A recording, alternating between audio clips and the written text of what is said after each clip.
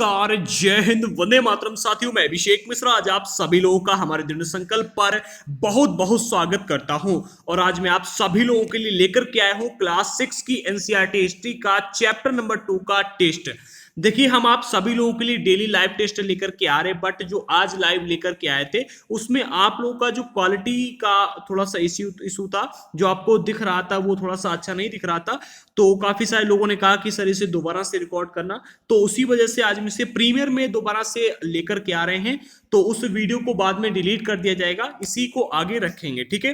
तो हमारे आज के इस चैप्टर का नाम है आखेट खाद्य संग्रह से भोजन उत्पादन तक। और इसमें आपको प्राचीन भारत का इतिहास देखने को मिलता है। पूरे चैप्टर में आपको मात्र 16 मोस्ट इंपॉर्टेंट क्वेश्चन देखने को मिलेंगे, जो आज के इस वीडियो में हम डिस्कस करने वाले हैं। ये क्वेश्चन हमने अपनी तरफ से डिजाइन करके लाए हैं, बनाए हैं, ठीक है।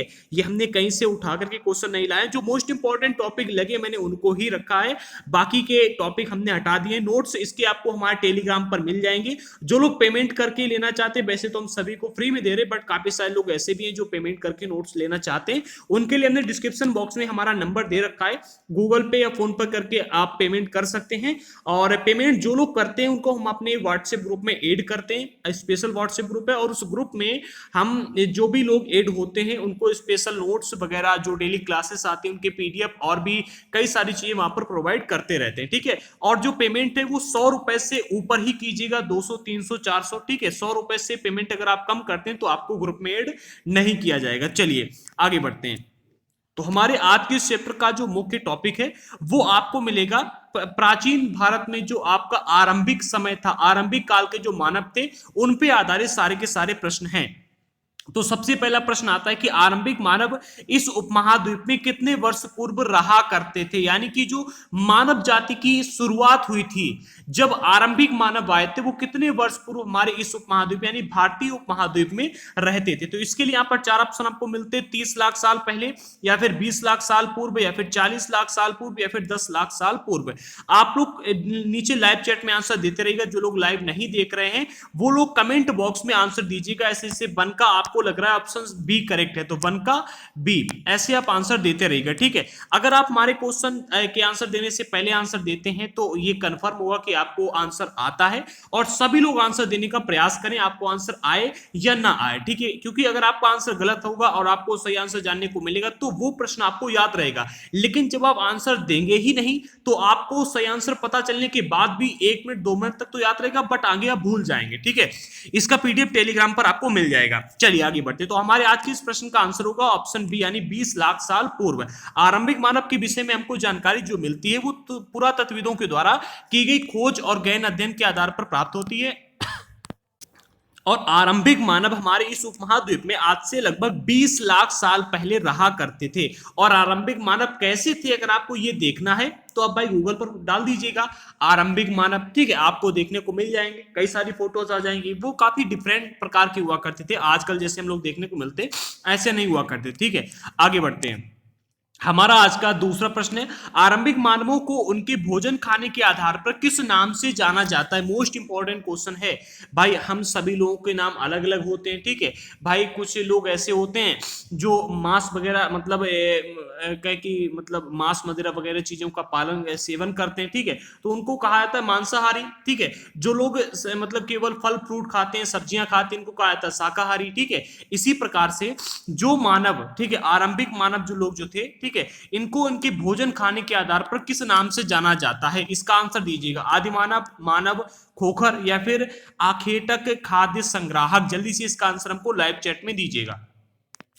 और हाँ, जिन लोगों ने अभी तक चैनल को सब्सक्राइब नहीं किया कर लें और वीडियो को लाइक करें, शेयर करें, ठीक है। इसका बिल्कुल करेक्ट आंसर होगा आखेटक खाद्य संग्राहक, ठीक है। चलिए इसके बारे में आप समझ लीजिएगा। इस उपमहाद्वीप में 20 लाख साल पहले ये लोग रहा करते थे और हम इनको इनके भोजन खाने के आधार पर आखेटक खाद्य संग्राहक कहते हैं। क्यों? क्योंकि आखेटक का अर्थ हो गया शिकार करने वाला, ठीक है, और खाद्य संग्राहक यानी कि शिकार करके भोजन का संग्रह करने वाला, ठीक है। आगे बढ़ते हैं। हमारा आज का तीसरा प्रश्न, आरंभिक मानव एक स्थान से दूसरे स्थान पर क्यों जाया करते थे। भाई इसके लिए यहां पर आपको चार ऑप्शन मिलते हैं। ऑप्शन ए, मौसम परिवर्तन से होने वाले प्रभावों के कारण। ऑप्शन बी, जानवरों का शिकार करते करते एक स्थान से दूसरे स्थान पर पहुंच जाया करते थे। ऑप्शन सी, ये पूरी तरह से प्राकृतिक वस्तुओं पर निर्भर थे, इसलिए उन्हें भोजन की तलाश में एक स्थान से दूसरे स्थान पर जाना पड़ता था। और फिर option D, A B C तीनों कारण बिल्कुल सही। जल्दी से इसका आंसर हमको लाइव चैट में दीजिएगा, तब तक हम एक एक करके सभी को एक्सप्लेन करते हैं। देखिए, अगर हम पहले ऑप्शन को करेक्ट करें तो मौसम परिवर्तन से होने वाले प्रभावों के कारण, तो भाई देखिए ये कारण लगभग सही होगा, क्योंकि भाई देखिए जब भी मौसम का इफेक्ट आता है, सपोज दैट कि भाई कहीं पर अत्यधिक गर्मी पड़ने लगी तो आप वहां से हटेंगे, ठीक है। कहीं पर अत्यधिक ठंड पड़ने लगे तो आप वहां से ऐसे स्थान पर जाना उचित समझेंगे।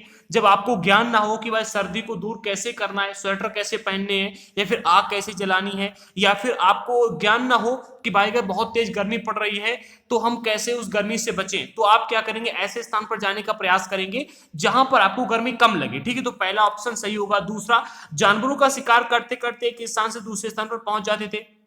समझिए, देखिए पहले लोगों के पास घर नहीं हुआ करते थे, ये लोग गुफाओं में रहते थे, ठीक है। पहले लोगों के पास में परिवार नहीं हुआ करते थे। जैसे आजकल आप देखते हैं कि भाई एक स्थायी निवास है हमारा आपका, कि भाई जो व्यक्ति कानपुर में रहता रहेगा, जो दिल्ली में रहता है वो वहां का निवासी है, ठीक है। जो भारत में रहता है वो भारत का निवासी। अगर भारत से वो पाकिस्तान चला गया, ठीक है, तो उसे भारत में लौट के आना ही पड़ेगा, क्योंकि उसे इस बात का ज्ञान है कि हमारा भारत में घर है। पहले इन लोगों के पास में कोई स्थायी घर नहीं हुआ करता था, ठीक है। तो भाई जहां तक भोजन की तलाश में पहुंच गए वहीं पर रहने लगे, ठीक है। ऐसे ये इसका ऑप्शन बी भी सही होगा कि जानवरों का शिकार करते करते एक स्थान से दूसरे स्थान पर पहुंच जाया करते थे। तीसरा ऑप्शन, ये पूरी तरह से प्राकृतिक वस्तुओं पर निर्भर थे, इसलिए उन्हें भोजन की तलाश में एक स्थान से दूसरे स्थान पर जाना पड़ता था। ये भी आंसर सही हो, क्योंकि देखिए ये लोग पहले क्या था कि पूरी तरह से प्राकृतिक वस्तुओं पर ही निर्भर थे, जैसे कि फल फ्रूट वगैरह खाने में, ठीक है, फूल हो गए, फूलों को खाने में, या फिर कहें कि जड़ों को खाने में, ठीक है, या फिर कहें कि लोग जानवरों का शिकार करके उनको खाने में। ये लोग पहले भोजन को मतलब उत्पन्न नहीं कर सकते थे, जैसे कि खेती नहीं कर सकते थे, ठीक है। और जब खेती नहीं कर सकते थे तो जो प्राकृतिक तौर से इनको प्राप्त होता था उसी पर निर्भर रहते थे, ठीक है। और जब भी मौसम परिवर्तन होता था, ठीक है, या फिर कोई भी जब आप प्राकृतिक वस्तुओं पर निर्भर होंगे, ठीक है, तो एक ना एक टाइम ऐसा आएगा जब उस स्थान पर जहां पर आप रहते हैं प्राकृतिक वस्तुएं समाप्त हो जाएंगी। जैसे कि आम का सीजन आएगा तो आम मिलेंगे, ठीक है, सीजन गया आम खत्म, ठीक है, तो आपको वहां से हटना पड़ेगा। इसके बाद में आप सीजन पर जाएंगे तो देखिए मटर का एक अलग सीजन होता है, आलू का अलग सीजन होता है, ठीक है। तो प्राकृतिक वस्तुओं की वजह से भी ये एक स्थान से दूसरे स्थान पर जाया करते थे, अर्थात इसका बिल्कुल करेक्ट आंसर होगा ऑप्शन डी, ठीक है। ए बी और सी तीनों कथन बिल्कुल सत्य है, वही चीज यहां पर दी गई है। आप बाद में आराम से इसे पढ़ेगा पीडीएफ में, ठीक है, पीडीएफ इसका आपको टेलीग्राम पर मिल जाएगा। और हाँ, टेलीग्राम की लिंक हमने डिस्क्रिप्शन बॉक्स में दे दी है, आप जाकर के वहां से इसको डाउनलोड कर लीजिएगा, ठीक है। हमारा आज का चौथा सवाल, आरंभिक मानवों के बारे में जानकारी देने वाले प्रमुख स्रोत निम्नलिखित में से क्या हैं?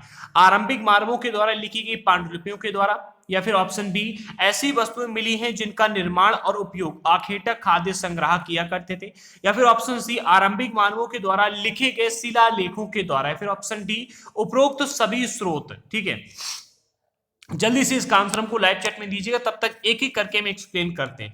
ऑप्शन बी अगर हम करेक्ट है, ऑप्शन ए अगर हम करेक्ट करते हैं तो इसको एक बार समझते हैं। देखिए, आरंभिक मानवों द्वारा लिखी गई पांडुलिपियों के द्वारा, क्या आरंभिक मानव लिखना पढ़ना जानते थे? अगर इसका हम अध्ययन करें तो पता चलता है कि आरंभिक मानव लिखना पढ़ना नहीं जानते थे, अर्थात पहला कथन बिल्कुल असत्य होगा।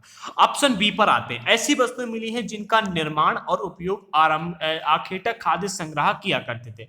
देखिए, निर्माण और उपयोग करना किसी भी वस्तु का, ये तो कोई भी कर सकता है। जैसे कि भाई आपने क्या किया, आपने हथियार का निर्माण कर लिया, ठीक है, तो ये हो सकता है, ठीक है। ऑप्शन सी, आरंभिक मानवों के द्वारा लिखे गए शिलालेखों के द्वारा।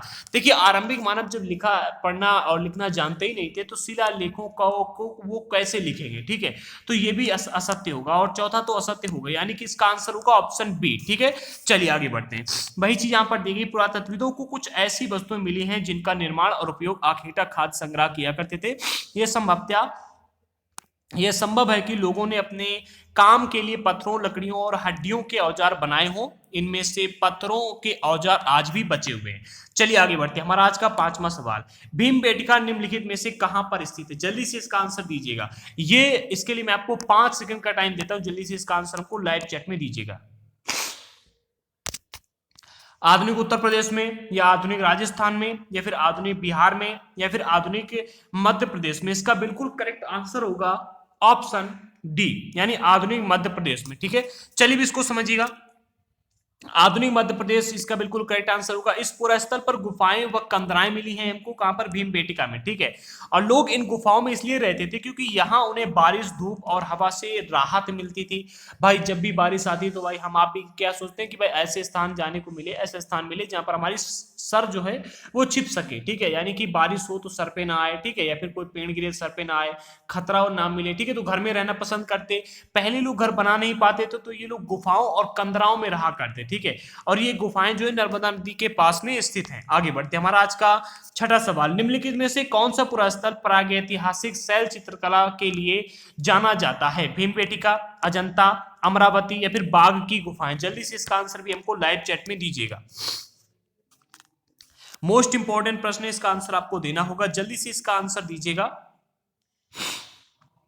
चलिए मैं आपको इसका आंसर देता हूं, इसका आंसर होगा ऑप्शन ए, यानी कि भीमबेटका। समझिएगा, जिन गुफाओं में लोग रहते थे उनमें कुछ दीवारों पर चित्र मिले, उनमें से देखिए जिन गुफाओं में लोग रहा करते थे कुछ गुफाएं ऐसी हैं जिनमें चित्र हमको देखने को मिलते हैं, और जिनसे कुछ उदाहरण मध्य प्रदेश और दक्षिण उत्तर प्रदेश की कुछ गुफाएं हैं जहां पर चित्र आपको देखने को मिलते हैं, ठीक है। इनमें जंगली जानवरों का बड़ी कुशलता से सजीव चित्रण किया गया है, ठीक है। कुछ ऐसे जंगली जानवर हैं जिनका सजीव चित्रण किया गया है इन गुफाओं में, यानी कि इन गुफाओं में जंगली जानवरों को बनाया गया है, ठीक है, उनका चित्र बनाया गया है, वही यहाँ पर आपको देखने को मिलता है, ठीक है। चलिए आगे बढ़ते हैं। अब इसके अगला प्रश्न आपको मिलता है सातवां, ठीक है। सातवां प्रश्न है, सर्वप्रथम राख के साक्ष्य पुरातत्वविदों को किस पुरा पाषाणिक स्थल से मिले हैं? राख के साक्ष्य, कई बार ये प्रश्न कई जगहों पर पूछा गया है। राख के साक्ष्य पुरातत्वविदों को किस पुरा पाषाणिक स्थल से मिले थे? भीमबेटका की गुफा से, अजंता की गुफा से, कुरनूल की गुफा से या फिर कोल्डियावा से? जल्दी से इसका आंसर आपको लाइव चैट में दीजिएगा। सबसे पहले राख के साक्ष्य किस पुरास्थल से पुरातत्वविदों को मिले हैं? इसका आंसर होगा ऑप्शन सी, यानी कि कुरनूल गुफा से। सर्वप्रथम राख के जो साक्ष्य हैं कुरनूल गुफा से मिले हैं, ठीक है। पुरातत्वविदों ने पाया है, इससे स्पष्ट होता है कि आरंभिक मानव जो थे वो आग जलाना सीख गए थे, और इसका उपयोग वो लोग मांस पकाना हो गया, ठीक है, मांस को पकाने में, खतरनाक जानवरों को दूर भगाने में और प्रकाश उत्पन्न करने में, कभी कभी ठंड को दूर भगाने में भी ये लोग किया करते होंगे, ठीक है। हमारा आज का आठवां सवाल, आरंभिक काल को निम्नलिखित में से किस नाम से जाना जाता है?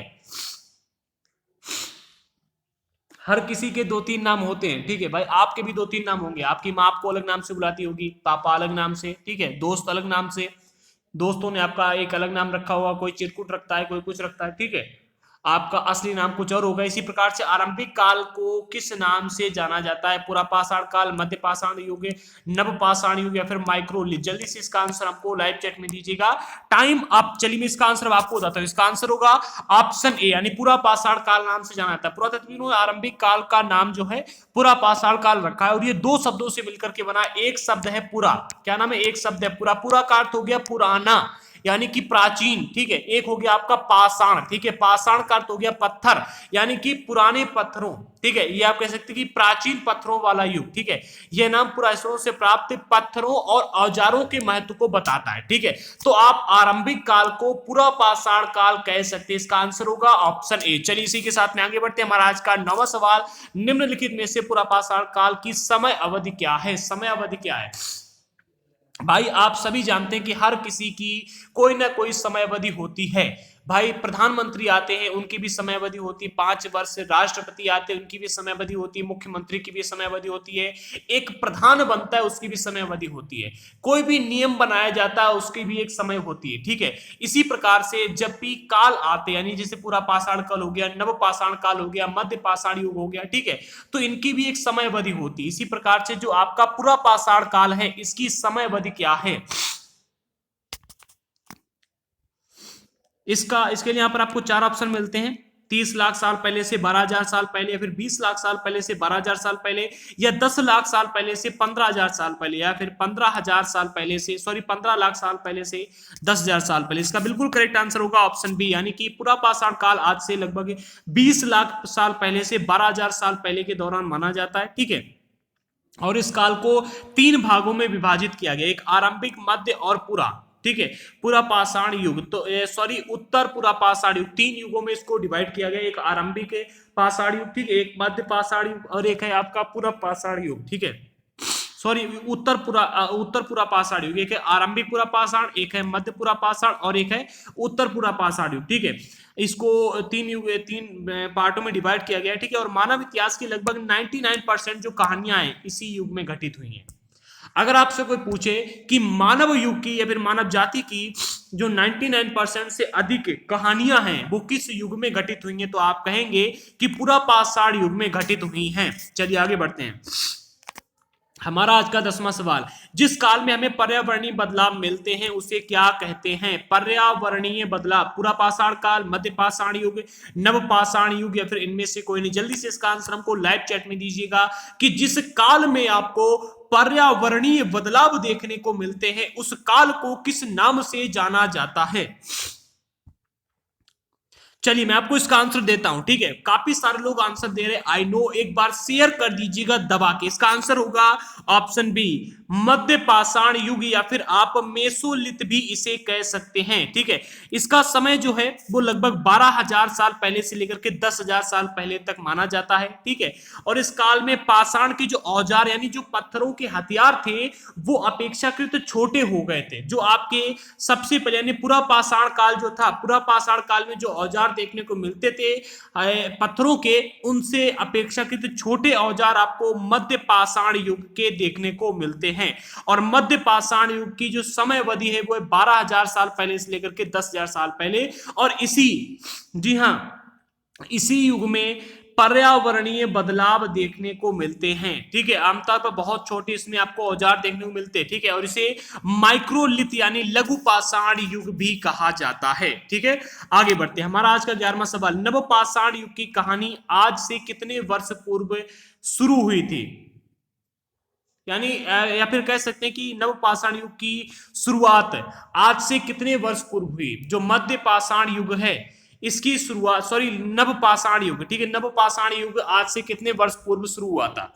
लगभग 12,000 साल पहले, 9,000 साल पहले या फिर 15,000 साल पहले या फिर 10,000 साल पहले? भाई आंसर आपका एक एक मेरे लिए अत्यंत महत्वपूर्ण है, तो आंसर जरूर दे। और सभी लोग डेली ज्वाइन हुआ करें रात को 8 बजे। ठीक है, कल से लाइव होंगे। जी हाँ, कल से रात को ठीक 8 बजे लाइव ही होंगे, कुछ भी हो जाए।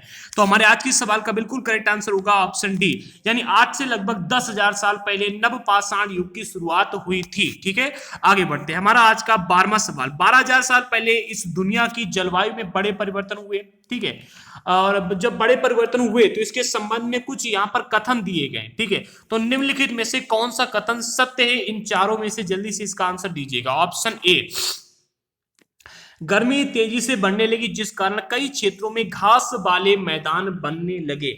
Option A. ऑप्शन बी, भेड़ बकरी गाय जैसे जानवरों की संख्या बढ़ी।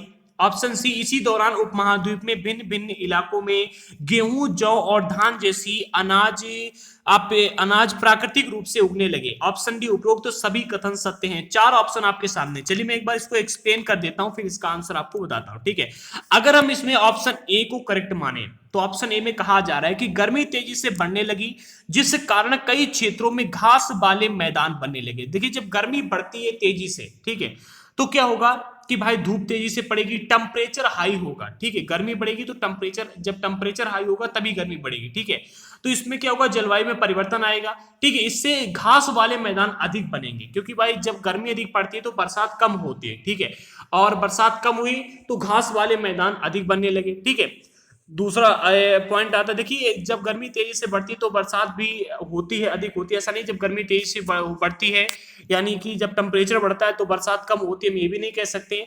अगर आप हमारे पृथ्वी पर आएंगे, पृथ्वी के मध्य वाले इलाके में आ जाओगे, ठीक है, मिडिल लाइन पर, ठीक है, तो यहाँ पर गर्मी भी बहुत तेज पड़ती है और बरसात भी बहुत होती है, इसलिए यहाँ की जलवायु को आर्द्र कहा जाता है। ठीक है, यहाँ पर अगर आप देखोगे तो कहा जा रहा है गर्मी तेजी से बढ़ने लगी जिस कारण से कई क्षेत्रों में घास वाले मैदान बनने लगे। ठीक है, गर्मी बढ़ी, हो सकता है कि बरसात भी हुई हो। ठीक है, अब जब घास वाले मैदान बनने लगे तो बकरी, भेड़, गाय जैसे जानवर बड़ी संख्या में यहां पर बढ़ने लगे। ठीक है, अब ये लोग क्यों बढ़ने लगे इसके ऊपर अगर हम आपको पूरी रिसर्च करके बताएं, ठीक है, तो आप ये कह सकते हैं कि भाई इनकी बढ़ने की जो सबसे बड़ी वजह थी वो ये थी कि भाई जब गर्मी बढ़ी, ठीक है, तो क्या हुआ कि ये लोग घास खाकर के जिंदा रह सकते थे। ठीक है, घास खाकर जिंदा रह सकते थे और जो बड़े बड़े पेड़ थे, ठीक है। ये लोग घास खाकर जिंदा रह सकते थे, इसलिए यहाँ पर ये लोग आए और ये लोग जिंदा रह सके। लेकिन जो जानवर शिकार पर निर्भर हुआ करते थे, ठीक है, जैसे कि गाय को खाने वाले जानवर हैं, या फिर भैंस को खाने वाले जानवर हैं, या फिर जो बकरियों का शिकार कर, जैसे कि शेर, चीता, तेंदुआ, इनकी संख्या कम होने लगी क्योंकि घास वाले स्थान बढ़ने लगे और ये लोग घास वाले क्षेत्र में चले गए जहां पर अधिक गर्मी पड़ती थी, ठीक है। और इनको जब जो मतलब शिकारी जानवर थे, इनको जब शिकार मिलने कम हो गए तो इनकी संख्या कम होने लगी, ठीक है। चलिए आगे बढ़ते हैं। अगला पॉइंट मिलता है, इस दौरान उपमहाद्वीप के भिन्न भिन्न इलाकों में गेहूं, जौ और धान जैसे अनाज प्राकृतिक रूप से उगने लगे। ऐसा भी हो सकता है, ठीक है, प्राकृतिक रूप से उगने लगे। तो इसका आंसर होगा ऑप्शन डी। ये सभी विशेषताएं सही हैं, ठीक है। इसका बिल्कुल करेक्ट आंसर होगा ऑप्शन डी। देखिए लगभग 12,000 साल पहले दुनिया की जलवायु में बड़े परिवर्तन आए थे, जिस वजह से गर्मी तेजी से बढ़ने लगी और इस वजह से कई क्षेत्रों में घास वाले मैदान बनने लगे थे। भेड़, बकरी, गाय, ठीक है, जैसे जानवर बड़ी संख्या में घास खा करके जिंदा रह सकते थे, ठीक है। लोग शिकार करते थे इनका, जो लोग, ठीक है, उन लोगों ने क्या किया, जो लोग इनका शिकार करते थे वो इनके साथ ही घास वाले मैदानों में आ गए। इनके प्रजनन का, ठीक है, कि ये लोग कैसे प्रजनन करते हैं, क्या खाते हैं, इनकी आदतों के बारे में जानकारी की, ठीक है। और इनको पालने पोसने लगे और धीरे धीरे इनके साथ में रहने भी लगे, ठीक है। तो ये आपको आज से लगभग 12,000 साल पहले जब जलवायु में परिवर्तन आया, तब से हमारे मानव जीवन की जो एक अलग प्रकार की शुरुआत देखने को मिलती है, जानवरों को पालना, फसलें उगाना, स्थायी जीवन की जो शुरुआत हुई थी आज से लगभग 12,000 साल पहले आरंभ हो गई थी, ठीक है। आगे बढ़ते हैं। हमारा आज का 13वां सवाल, दिए गए निम्नलिखित कथनों में से कौन सा कथन सत्य या फिर असत्य है? ऑप्शन ए, यहां पर देखिए एक ही दिया रहा है, कौन सा कथन असत्य है? इनमें से कोई एक या फिर सभी कथन असत्य हैं? जल्दी से आपको बताना है डिस्क्रिप्शन बॉक्स में, कमेंट बॉक्स में, कि इनमें से कौन सा कथन असत्य है। ऑप्शन ए, बुर्ज होम के लोग गड्ढे के नीचे घर बनाते थे जिन्हें गर्तवास कहा जाता था। ऑप्शन बी, नवपाषाण युग के पुरास्थलों से कई प्रकार के सोने और चांदी के बर्तन मिले हैं। ऑप्शन सी, औजार की धार को और अधिक पैना करने के लिए पॉलिश चढ़ाई जाती थी। ऑप्शन डी, कुछ औजार हड्डियों से भी बनाए जाते थे। जल्दी से इसका आंसर दीजिएगा कि निम्नलिखित में से कौन सा कथन बिल्कुल राइट होगा, यानी कि सत्य होगा, सॉरी कौन सा असत्य होगा यानी कि रॉन्ग होगा। देखो अगर हम पहले को ट्रिक करते, तो पहले को ट्रिक अगर हम करते तो उसमें कहा जा रहा है कि बुर्ज होम के लोग गड्ढे के नीचे घर बनाते थे जिन्हें गर्तवास कहा जाता है। बिल्कुल सही बात है, हमने आपको पढ़ा है। अगर हम ऑप्शन बी पर आते हैं तो नवपाषाण युग में पुरास्थलों से कई प्रकार के सोने और चांदी के बर्तन मिले, ये गलत होगा। भाई जितने भी बर्तन हमको मिले हैं सोने और चांदी के नहीं मिले। ये जो बर्तन हुआ करते थे, ये आपको जो बर्तन मिले हैं मिट्टी के मिले हैं, सोने और चांदी के नहीं। तो ये कथन होगा असत्य। अगर हम तीसरे कथन पर आते तो कहा जा रहा है कि औजारों की धार को अधिक पैना करने के लिए पॉलिश चढ़ाई जाती थी, ये कथन सत्य। इसके बारे में हमें साक्ष्य मिले हैं और हमने पढ़ा है, ठीक है। अगर हम ऑप्शन डी पर आते हैं तो कुछ औजार हड्डियों से भी बनाए जाते थे, ये भी बिल्कुल करेक्ट है, हम इसे पढ़ चुके हैं। तो इसका आंसर होगा ऑप्शन बी, जो कि बिल्कुल असत्य है, ठीक है। वही यहां पर कहा भी जा रहा है, ठीक है। पुरास्थलों से कई प्रकार के मिट्टी के बर्तन मिले हैं, कभी कभी इन पर अलंकरण भी किया जाता। अलंकरण किया यानी कि डिजाइनिंग बनाई जाती थी, ठीक है।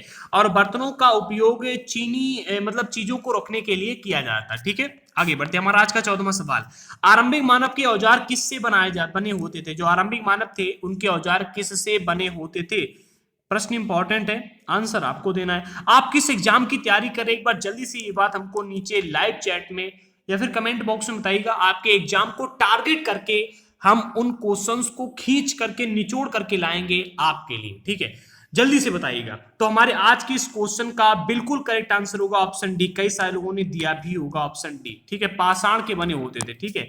हमारा अगला प्रश्न क्वेश्चन नंबर 15, आरंभिक मानव के औजारों के संबंध में दिए गए निम्नलिखित कथनों में से कौन सा कथन सत्य यानी कि राइट है? ऑप्शन ए, आरंभिक मानवों के औजार दो तरह से बनाए जाते थे। ऑप्शन बी, पहली तकनीक को पत्थर से पत्थर टकराना कहा जाता था। ऑप्शन सी, दूसरी तकनीक को दबाव सल तकनीक कहा जाता था। ऑप्शन डी, उपरोक्त तो सभी कथन सत्य हैं। जल्दी से इसका आंसर हमको नीचे लाइव चैट में दीजिएगा कि निम्नलिखित में से कौन सा आंसर बिल्कुल राइट होगा।